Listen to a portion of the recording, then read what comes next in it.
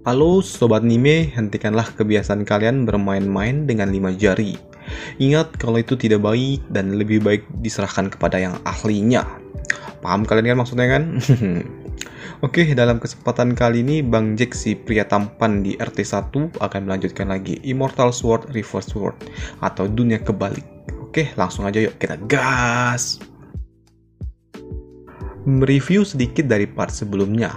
King saat ini pun sedang makan bersama Chengxi dan MILF seksi ini. King yang meminta teknik seni bela diri milik keluarga Yi, ia pun ditolak oleh MILF ini.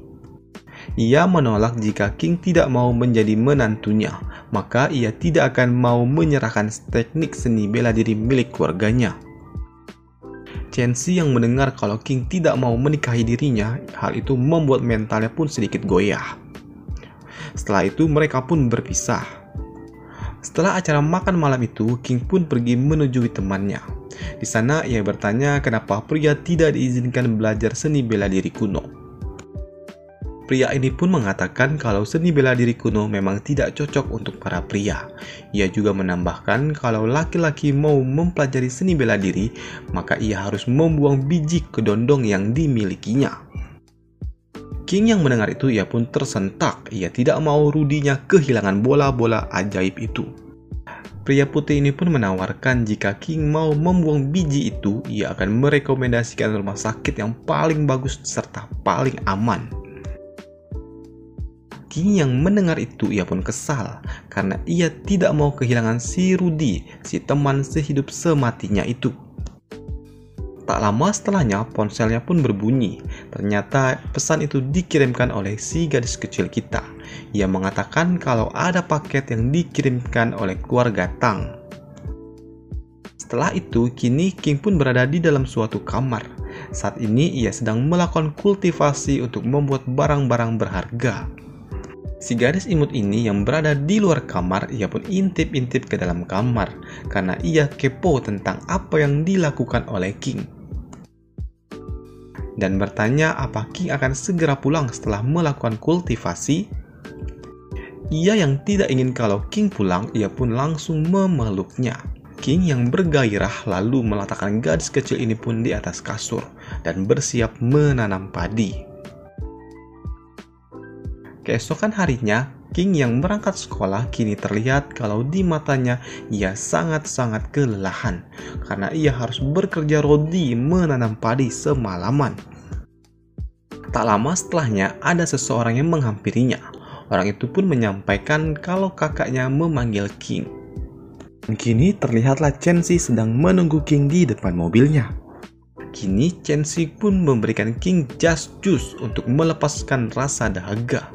King yang meminum itu ia pun langsung keleyeng-keleyeng dan terjatuh pingsan. Chengxi pun langsung menjalankan aksinya. Ia langsung memasukkan King ke dalam mobil dan lalu ia pun cabut begitu saja. Dan saat King terbangun, saat ini Chengxi sudah berada di atasnya dengan melakukan reading. Pokoknya jangan dicari reading ya, nggak boleh itu, apalagi di Yandex tuh, jangan dicari. Setelah melakukan hal yang menyenangkan, kini King pun berbaring di sebelah Chengxi. Ia bertanya, bukankah Chengxi memiliki banyak pria? Tapi kenapa Chengxi tidak memiliki pengalaman dalam menanam padi dan membersihkan belut? Chengxi yang malu, ia pun langsung berdiri. Ia mengatakan kalau dirinya suka mendominasi dan bukan berarti ia akan membersihkan belut-belut itu. Kini ia pun memberikan King suatu kamus. Kamus biru itu pun berisi tentang seni bela diri milik keluarga Yi. Si juga mengatakan kalau saat ini King akan menjadi miliknya. Jadi ia akan menunjukkan buku itu yang merupakan seni bela diri milik keluarganya. Sebagai ucapan terima kasih, King pun akan melakukan apapun yang diminta oleh wanitanya. Lalu King pun memberikan cairan suci melalui mulutnya. Chengxi yang menerima itu ia pun bertanya apa yang King masukkan. King pun menjawab kalau itu cuma jigong dan itu sangat bagus untuk Chengxi. Sementara King membaca buku, Chengxi pun melakukan kultivasi. Di dalam buku itu pun dijelaskan kalau wanita lebih peka dalam menyerap energi spiritual. Selain itu, wanita pun dapat merubahnya menjadi kekuatan internal dibandingkan pria.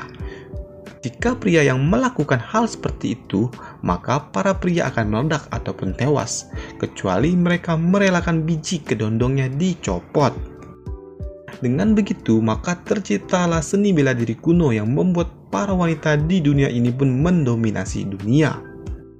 Chen Shi yang melakukan kultivasi, ia pun merasakan kalau dirinya sudah naik level. King mengatakan kalau di dalam jigongnya mengandung suatu anggur kuno yang sangat cocok untuk wanita dalam melakukan atau meningkatkan seni bela diri miliknya. Chen Shi yang bertanya dari mana King mendapatkan anggur itu pun tidak dijawab oleh King. Hal itu pun membuatnya kesal. Kini ia pun ingin mencoba kekuatan barunya dengan cara meninju King. Tapi sayangnya tinju itu pun dapat ditahan dengan mudah oleh King. Bahkan King langsung menangkap Chen Shi, tapi Chen Shi pun langsung bergerak dan mengambil alih posisi, yang membuatnya kini harus berada di atasnya. Kalau wanita sudah berada dalam posisi seperti ini, sudah dipastikan mereka akan melakukannya lagi dan lagi.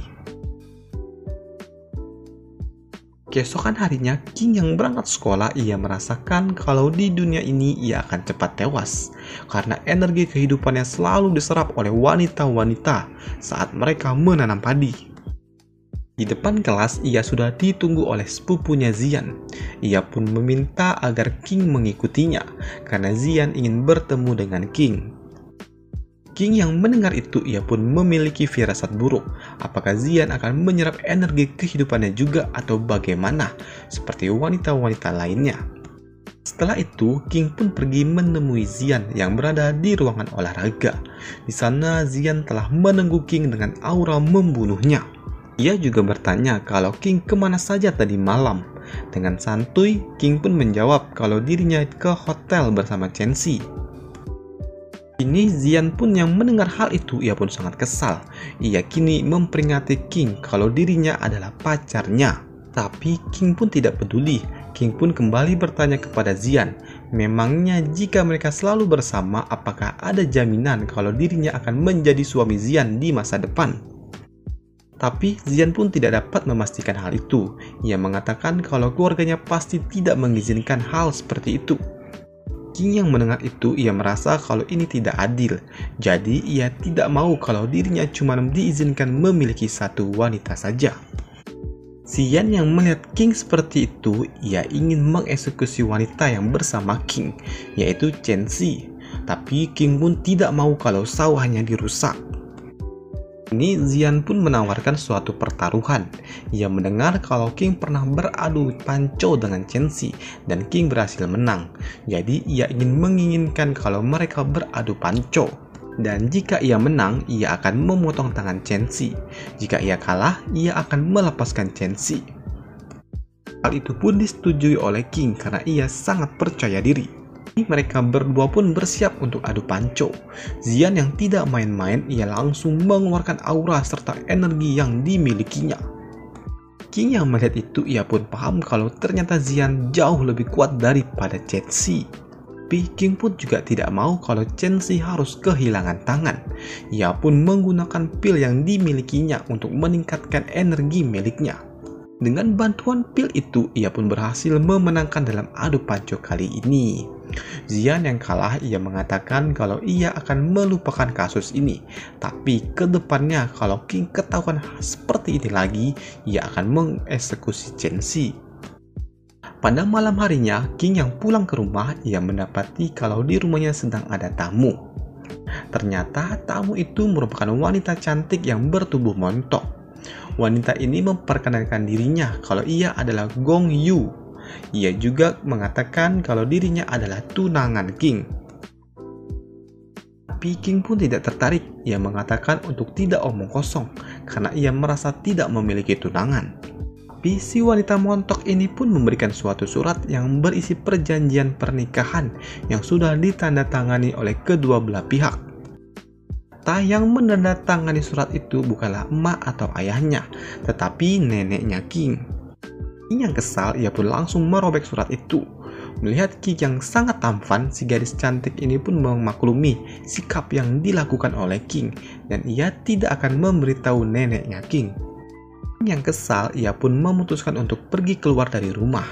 Si gadis montok ini pun juga meminta izin untuk pergi keluar karena ia ingin menemani King makan malam di luar sana. Tangga di luar rumah mereka, King pun sempat bersih tegang dengan gadis cantik ini atau gadis montok ini. King pun yang kesal, ia pun ingin langsung menonjok wanita montok itu, tapi ternyata wanita ini pun jago. Ia pun langsung saja melompat untuk menghindari tinjunya King. Ia juga mengatakan kalau dirinya merupakan orang terhormat dan bertanya kenapa King tidak mau menikah dengan dirinya. King pun sangat kesal, kini ia pun melompat ke arah wanita itu dan bersiap untuk menendangnya. Kini tendangan mereka pun saling beradu satu sama lain. King yang terhempas, ia pun merasakan kalau wanita ini ternyata sangat kuat. Kini King pun berpikir kalau seperti ini terus ia pasti akan kalah. Lalu ia pun memanggil pedang sihirnya dan bersiap untuk bertarung kembali. Lihat King mengeluarkan pedang, ia juga mengambil sesuatu di balik lembah yang ada bukit boba miliknya. Apakah si gadis montok ini akan mencabut boba miliknya? Ya tentu saja tidak mungkin, masa boba bisa dicopot? Dan kita akan melanjutkannya di part selanjutnya dan sampai jumpa, bye!